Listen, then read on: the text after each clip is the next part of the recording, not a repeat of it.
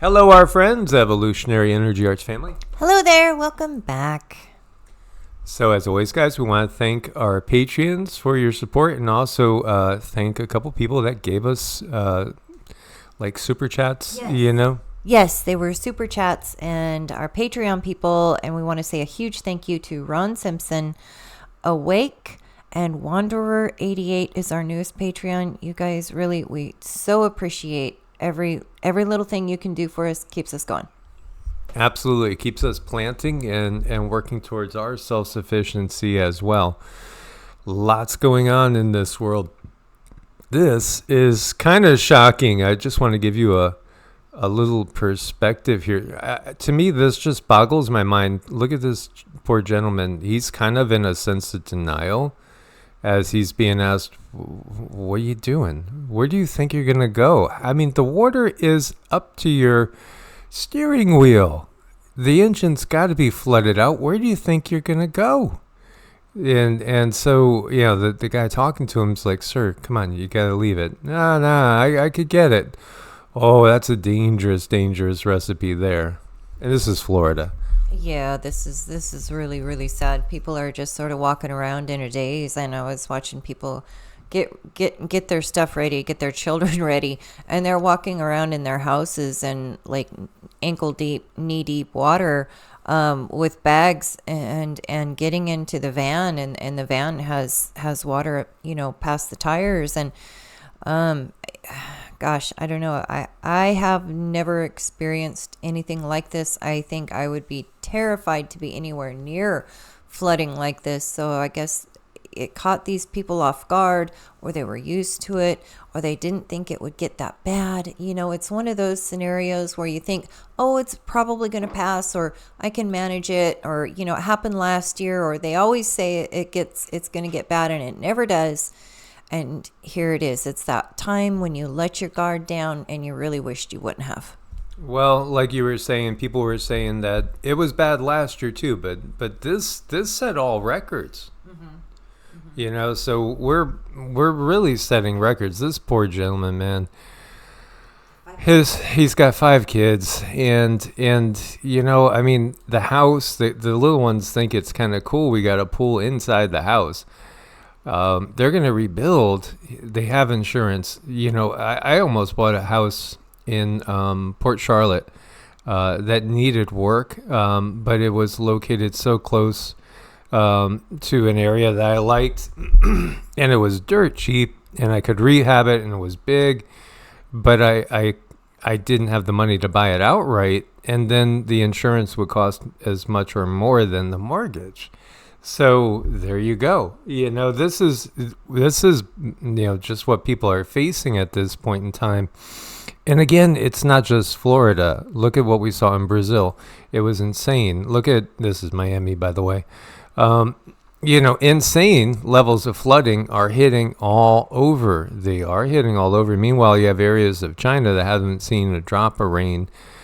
China is, interestingly enough, almost the exact same size, if you don't know, as the U.S. Almost the exact same size as the continental U.S. When you look at China and you look at the U.S., they're almost identical size. And also, the west of China is like the west of the U.S. in that it's drier. You have a lot more deserts. You have a lot more mountainous areas.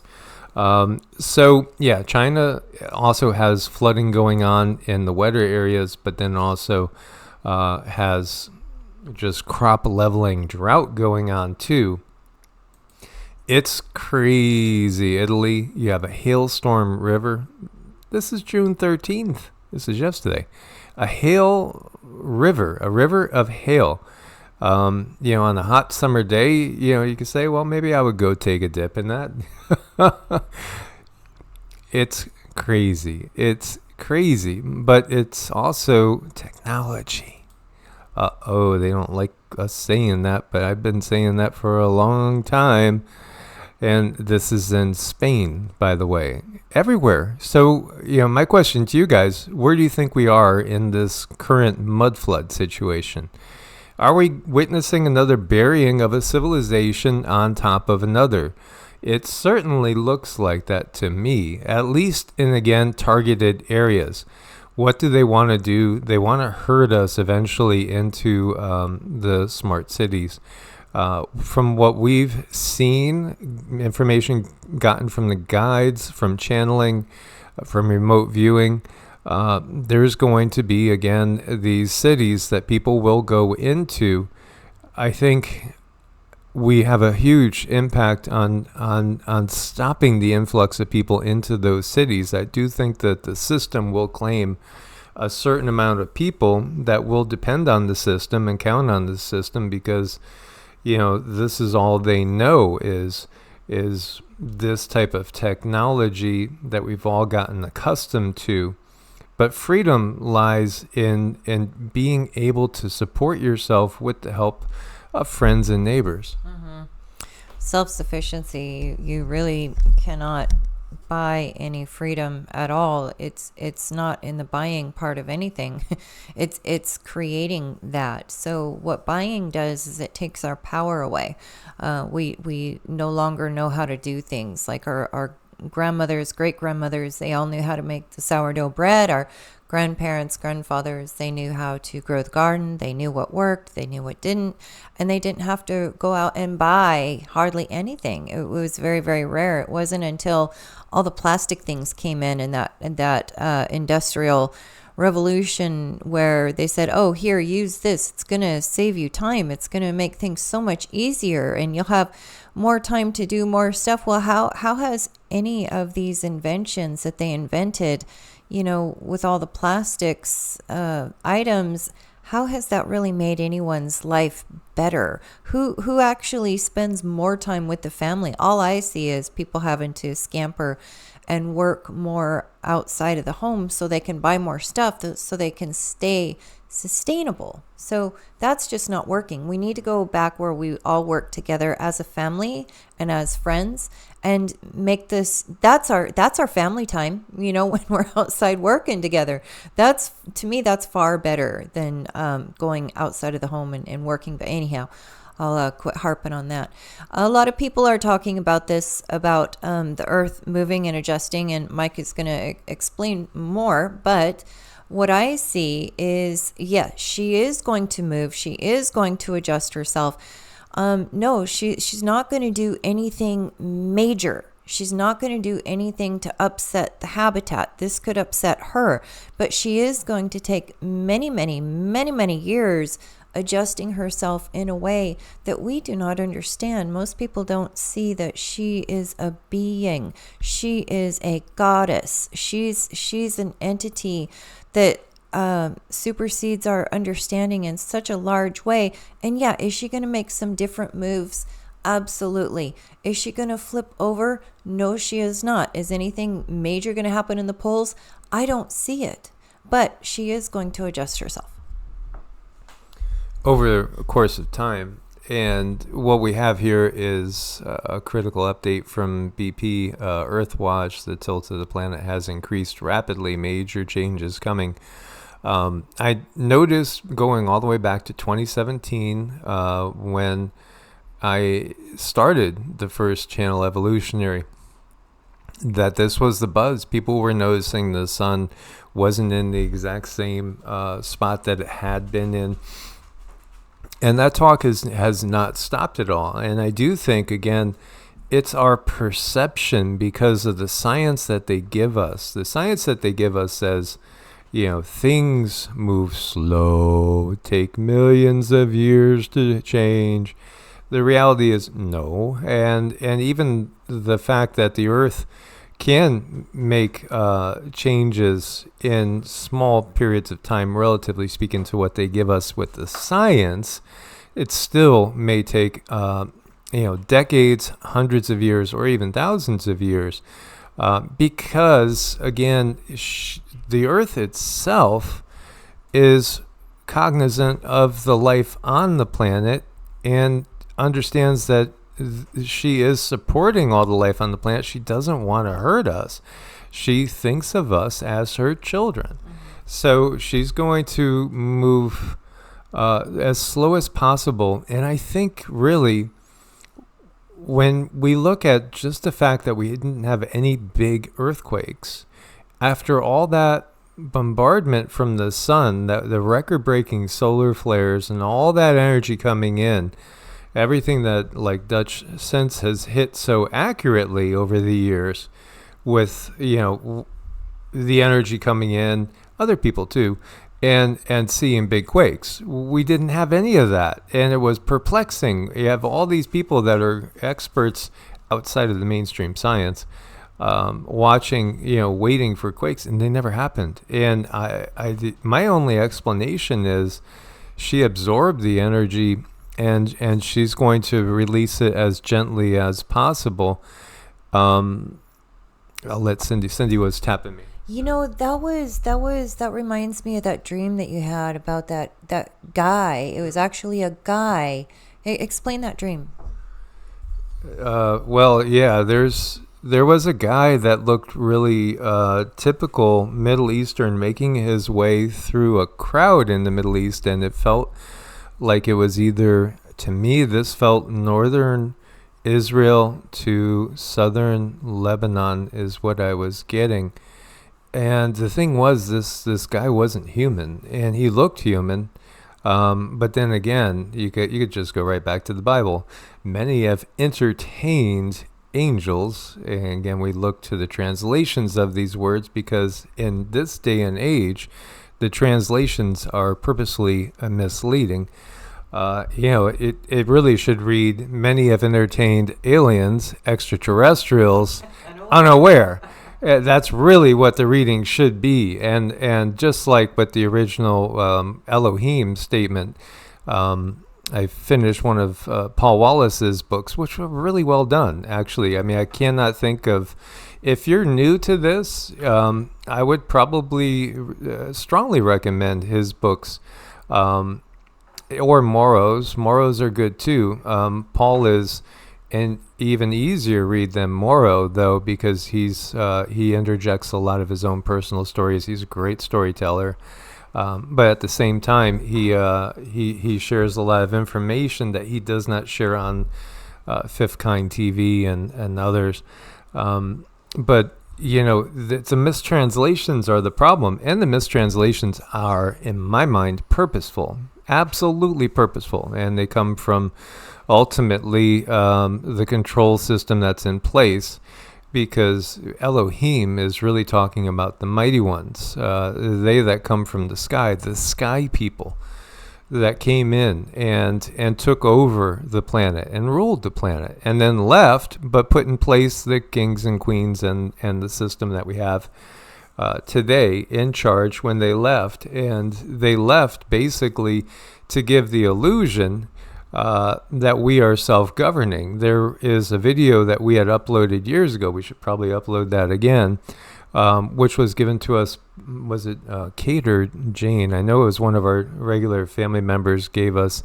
I think it was Kate. And it was an awesome video about how slavery and how they convinced the slaves that they were now part owners of the plantation and they worked harder than ever. But the reality was, they were still slaves. This is the reality on the planet too. And we're starting to recognize that we can't get our head outside of the normal system. You can't think that, well, what would we all do if we didn't have jobs and have to work? Well, I think we could be pretty damn creative. Do you see some of the structures from the past? I mean, they're spectacular. And this gets me thinking even deeper about Göbekli Tepe, which Jimmy Corsetti's been covering. It's a travesty. They're burying it again. They don't want this coming out. And they've literally planted trees on top of part of Göbekli Tepe. Like 90% hasn't been uncovered, and now they're going to try to make it permanent. Because that goes back to a time when we had direct contact with the benevolent extraterrestrials. They can't have you knowing that there's good ones out there that have helped us. And this is where it's all jumbled up.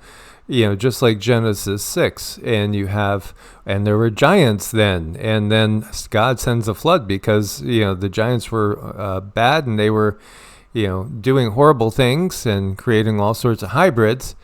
But then it says also they were the mighty men of renown, in a sense, like these are the heroes of legends. Wait a minute, you said they're destroying everything and everybody, and they have an insatiable appetite, but then they're the heroes of myths and legends. You could tell right there's so much cut out that the story doesn't make any sense. And then you go into the Book of Enoch, you get more details, but the distortion with the Book of Enoch is, it says that they're locked up until the end of the age, and then they'll be released. Well, the controllers, the real dark, if you want to call them fallen angels, fallen extraterrestrials, interdimensionals, they've been in charge the entire time. They weren't ever locked up. They're here. They're the ones that have been controlling from here and from, other places and motherships and Nibiru, etc., etc.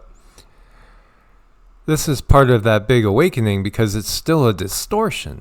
And this is where you have people that are so convinced that's the only place they got to look. Well, no wonder they still are totally in the system. This whole concept here of the way the planet moves and everything we're given with science isn't accurate either, because the planets can change position. And also, in fact, as we were saying yesterday, and so many people were echoing that sentiment, we've never actually seen the real sky. It's always been a holograph. You woke up in this life to a Project Bluebeam up in the sky. Mm-hmm. Right, and all those pesky minor details in the Bible, just kind of breeze right past them.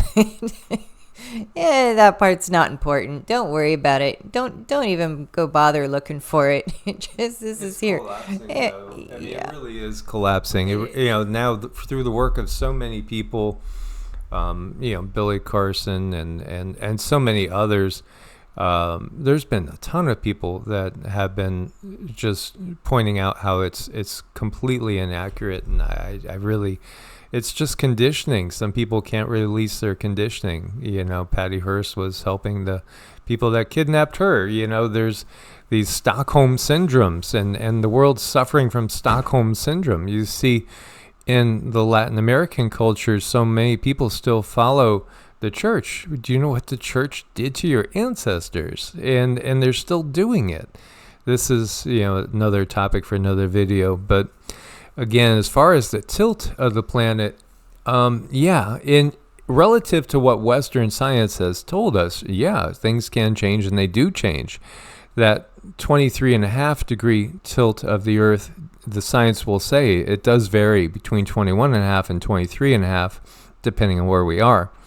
But it can change even more than that. And when we've channeled information from the galactics, one of the things that they brought up was talking about taking the moon away, but they were afraid to take the moon away because we might go into the same sort of Younger Dryas cataclysm that we had when they put the moon here in the first place.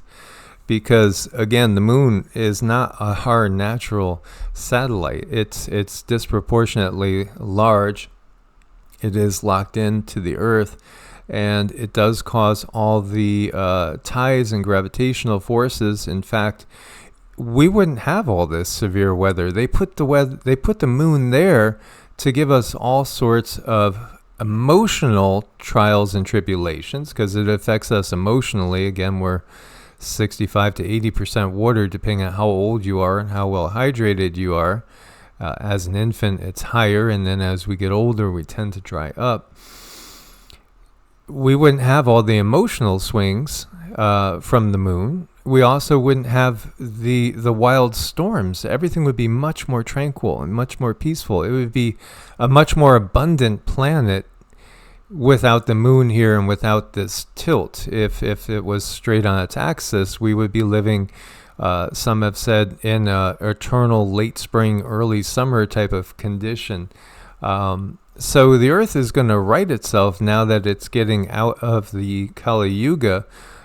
We've gotten the information that over time it's going to straighten up and remove some of the axial tilt, but it's going to do it at a slow and gentle pace.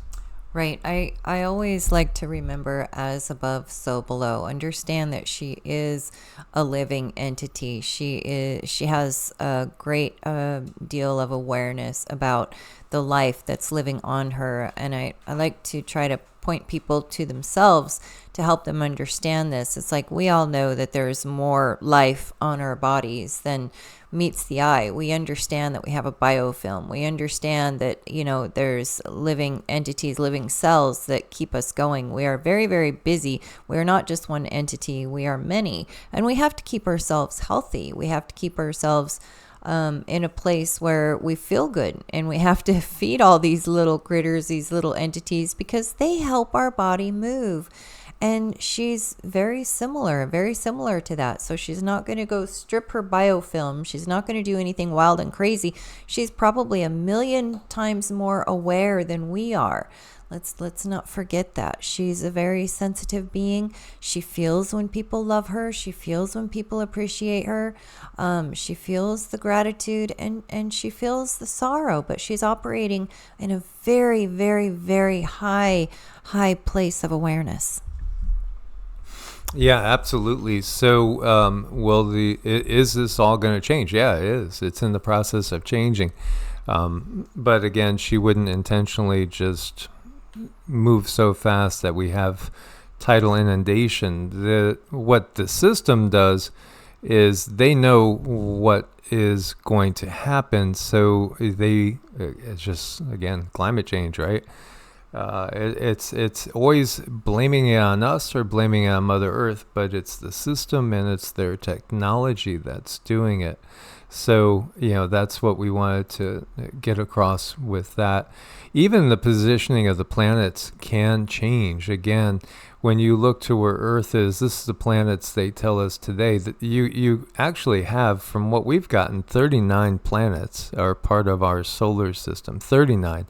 Not what we see here. There's many, many more, a lot of which are completely free of the system. And this is also part of why they don't want you looking up and wondering who's there, feeling into light in the sky, and then all of a sudden they feel you, and they're feeling back to you, and there becomes this communication on some level between us and inhabitants of other planets. Like, where you see Earth and Mars, there's actually another one that's in between our orbit that has the ant people there, and again, they've remained free of the system, yet they are also a planet that at this point in time probably would be visible to us where we are. So, the planets themselves can change. Where the asteroid belt is, that's where Earth was when Earth was Tiamat, when Tiamat was destroyed. So it was closer to Jupiter, much closer than we are at this point in time.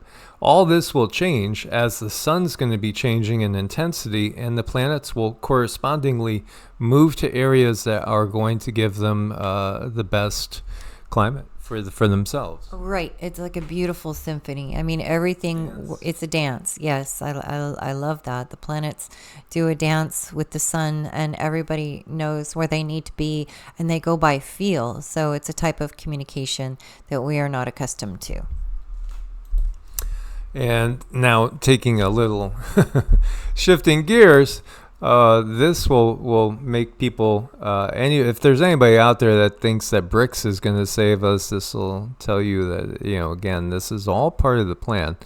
Rothschild makes a major entry into Saudi Arabia with the news of Saudi Arabia abandoning the petrodollar and rumored to be interested in joining BRICS. Edmond de Rothschild Bank is partnering with SNB Capital, Saudi Arabia's largest asset manager, which manages over 66 billion. 66, you say. Rothschild will provide funding for projects related to the Vision 2030 initiative of that country, which again includes just super modern smart cities again. And this plan is spearheaded by MBS as well. So, there you go. And the Rothschild also expanded their presence in Dubai. Dubai is like is the center of our economic world. In the next part of the plan of the NWO is, Papa Bush said, we will have a new world order, and we're in the middle of a great reset. Yes, that's, again, there's the natural reset because we're getting out, and we are out of the Kali Yuga, which explains why Rishi has a negative 54 opinion as more and more people are waking up. Now, these numbers are probably even far worse than what they're telling us. Biden, 18.5. No, I mean, do you really think that's too small a difference between people think that he's doing a good job and a bad job? I mean, can we not all agree that, it's just like everything is falling off a cliff? I think even the left must see that. The left and the right, and then those of us that stay above that diatribe. This is Japan, negative 40, Georgia Maloney's negative 10, and she was a poster child, kind of. And then, of course, Macron, negative 31, his buddy. I was going to use another word before that, but I won't. I'll be good. A negative 38. And then negative 51 over here in Germany. These numbers are so horrible. And how could any of these guys... I still don't believe that Macron was truly reelected. Again, as we know, it's all about what they select to do. Yes. These are some of the world's most unpopular leaders ever. Well, the good news is that means people are waking up. And the bad news is, they're still going to lead us into a world war. Why don't we just have, elections right now, get them all out, and not have that world war? I mean, here you go. They're going to start a world war in sometime in 2024, maybe in days, and they are so unpopular. It just boggles the mind why people haven't stalled the system. And you might say, how could we stall the system?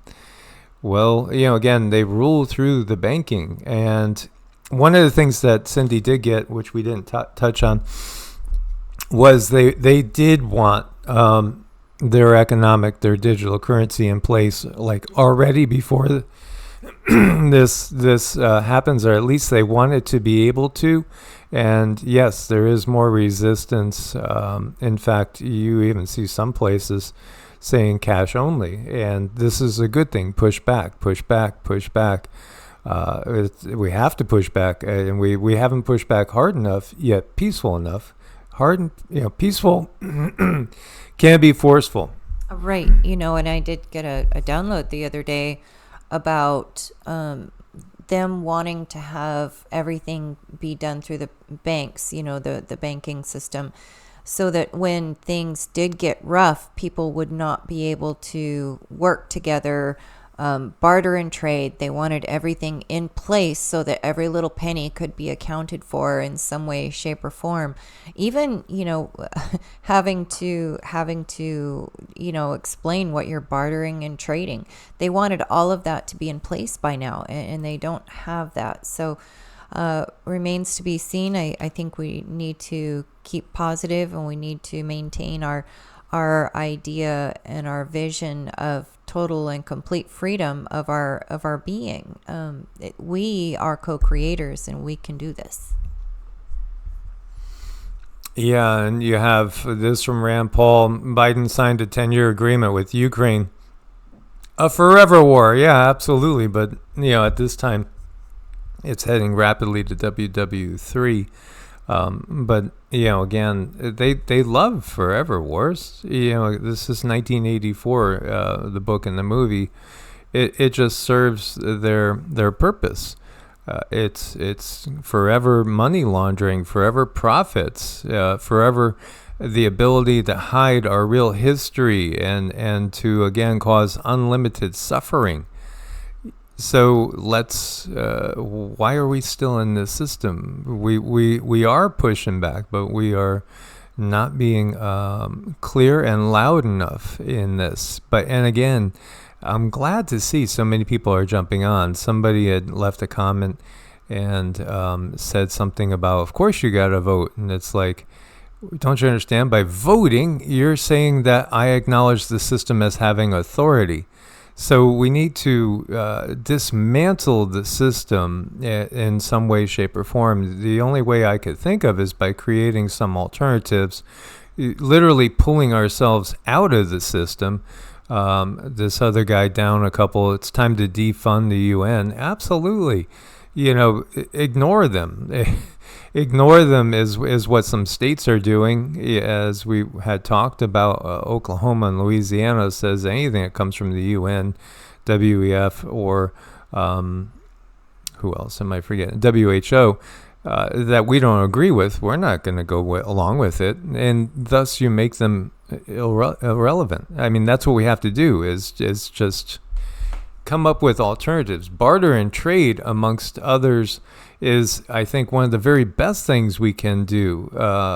It's at the point, I would love to get to the point where we have absolutely, a paid off house and everything is paid off. And then I don't want to make money. Once we get to that point, the purpose would be to actually not use the monetary system anymore. When we go to the farmer market, work out some sort of barter and trade, and hey, we have an excess of pomegranates and pears. Can we change that out for some milk? And again, work type of things out that we did a long time ago. I know, it's really time to work on cutting out the middleman. And I don't know, I don't think there's anything wrong with practicing.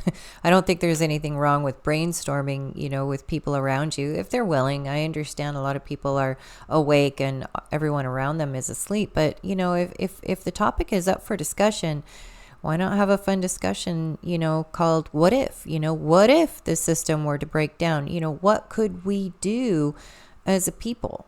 How could we make positive change? What could we do where the system wouldn't be crippling us or harming us? Which people have medical training, which people have, the training to be on a farm, which people have, can work with animals on the farm, which people know how to rotate, which people know how to do this and do that. I don't know. There's just so much that can be done playing the game of what if. Yeah, and then you have these. How do you take these? Again, all these postcards and old depictions of baby mills and manufacturing babies. Kid you not, repopulation. Well, if it's a repopulation, guess what happened before that? A depopulation. How often does this happen? Because these are, again, from mostly like 1880s to 1920s, in that range. Before the First World War is the point. So what was going on? What was really going on? And now people could say, wait a minute, all these babies, orphans and stuff, where'd they come from? Cabbage patches? I mean, seriously, cabbage patches? Clones? Were they not necessarily clones, but like cloning type facilities, facilities with incubators? I mean, we've seen in this time period the push that they want to gene edit your kids. They want couples to go to the doctor and select, your gene editing preferences with your kids. Well, okay, little Sally's got to have green eyes and and no genetic tendencies like on her mother's side to have this problem and that problem. This is the future they envision, even to the point that we're not even talking necessarily artificial insemination, but being born out of the womb. And this is something that Cindy has picked up on. Was the repopulation done with a lot of humans that were not born through the vaginal canal? Was the repopulation done with humans that were incubated, put together in test tubes of some sort, and mass released out onto the globe. I call it the Stargate. It's a Stargate. It's where other beings can come into this world. They go from one world to the next. And, we're coming up with other beings that are, someone told me they're wombless. They're wombless. But how many are there already? I saw a funny meme on X that showed the Simpsons did it again, where the leaders, they ripped off their masks and they were aliens. It's like, whoa, surprise, surprise. Well, it wouldn't be a surprise for us, but it would definitely be a surprise for so many. What is going on at the moment, and where are they heading, and how much control are we really going to give them over our own population? Source knows best, and if people are handing over to someone else what Source knows how to do and Source knows how to make perfect, that's frightening. But you know what? It's probably been going on, and it is going on. Something just went in my mind here as we were talking about this, and then you get into that NPC thing. What if there was like a massive repopulation that was done with, beings that were created literally, maybe even up in ships, motherships, and then released onto the planet after Depop, and then this is the repop. And if they didn't come out through the vaginal canal, there is a difference in them as far as on the soul level. Right. There is a difference. That's concerning. This has been something that's always kind of bothered me, and I don't even like to talk about it. But, you got to get to the truth somehow. You have to take a good hard look at what's really, really going on. And I feel that this has definitely been done before, unfortunately. So this is about, and really there's a few topics that we'll have to have deeper dives into in their own video. But earliest manuscript of gospel about Jesus' childhood survives, and they decipher the manuscript fragment. This is what you get. This is what you get. And people will think this, gives you all you need to know. Oh yeah, the Bible's completely accurate. This is what you get. This is what they're piecing things from. They have other pieces, from others that they then say, okay, well, he went to the, blah, blah, blah, I don't know, and she, and they, and yeah, exactly. This is dated to the 4th and 5th century. For decades, a papyrus fragment with the inventory number, and it gives it 1011, remained unnoticed at the Hamburg University Library. So this turns out it's fragments of the earliest surviving copy of the infancy Gospel of Thomas. Significant discovery for the research field, as the manuscript dates back to the early days of Christianity. Until now, a codex from the 11th century was the oldest known Greek version of the Gospel of Thomas, which was probably written in the 2nd century AD. The Gospel tells episodes of the childhood of Jesus, and it's apocryphal. And it's interesting, too. What I wanted to share is this. Jesus is playing at a ford of a rushing stream, and he molds 12 sparrows from soft clay that he finds in the mud. When his father Joseph rebukes him and asks, "Why are you doing such things on the holy Sabbath day?" the 5-year-old Jesus claps his hands and brings them back and brings the clay figures to life. This is interesting in so many ways, because Ganesh is said to be formed by Parvati, who again forms him from the earth. There's the Sumerian stories of the first humans formed from the clay, and of course you have the biblical tale too. So it's interesting. I think this is in reference to forming beings from elements, the elements themselves. But the other part that's interesting is the fact that he brings them to life. This is something that we've talked about before. And if you're in the magic circles, you might be well aware of the story of the golem. And again, the golem's another being that's brought to life through what? Just intention and life force. And the reality is we can animate objects. We can give objects that have no consciousness in the normal state of things. But you have to recognize, again, when you look at the subatomic level, everything is consciousness. It's just waiting to be molded by the sculptor.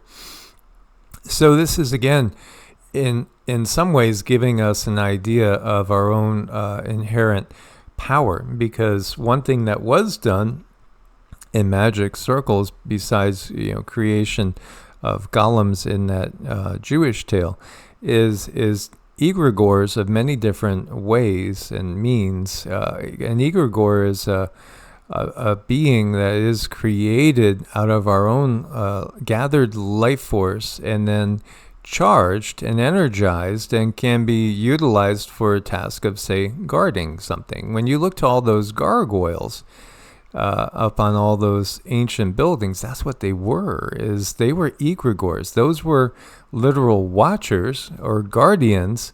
Yes, they were created as sculpture, but then they could be charged and tasked with a purpose, like guarding a property. Mm-hmm. Right. There's so much to be said about energy and what it can be used for, and sending energy into objects. And when I was a little girl, I knew nothing of this, but I would get into my mom's rings and her necklaces, and I would hold them and I would give them energy, and I would like visualize a being going, create talismans and visualize these beings going into there, and then I would talk to them. So it's just something that we naturally pick up. It's in our DNA. And when you look back on childhood, that's a lot of fun, because this is what you remember when you're so close to the veil. It's just that thing that you do, and it's life that trains you out of it. So, this is cool. I was showing Cindy, she's like, yes, include this.